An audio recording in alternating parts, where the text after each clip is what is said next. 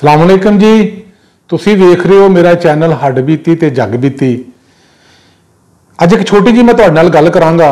मेरे मुखातब ने वालदैन या खानदान के वड्डे।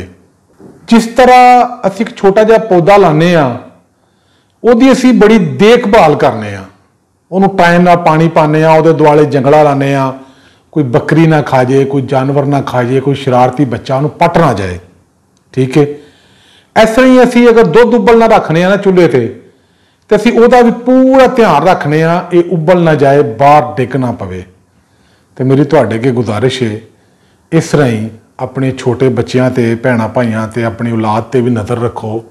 ठीक है, जिस तरह एक पौधे ते नज़र रखते हो, जिस तरह एक उबलते हुए दुध ते नज़र रखते हो, उन्होंने ते लाजमी नज़र रखो।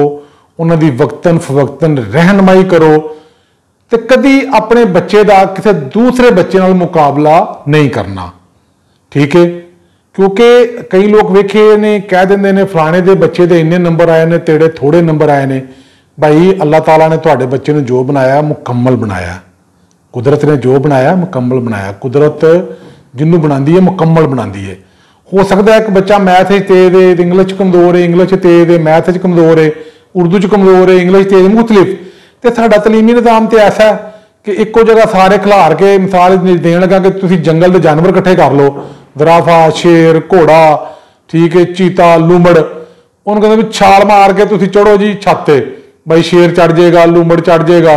हुण घोड़े हाथी नूं कहो भी छाला मारे, ऐ तो मुमकिन नहीं।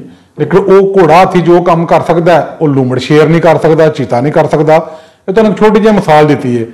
इस तरह अपने बच्चे का किसी नाल मुआदना नहीं करना, तो अपने बच्चों की हौसला अफजाई करनी है। ठीक है, तो तुहाडी बड़ी मेहरबानी। फिर मैं तुहानूं एक बार रिक्वेस्ट करन लगा, जिस तरह उबलते हुए दुध ते नज़र रखते हो, अपनी नवीं नस्ल ते भी रखो ताकि उनका मुस्तकबिल बेहतरीन होवे। शाद रवो, आबाद रवो, खुदा हाफिज़।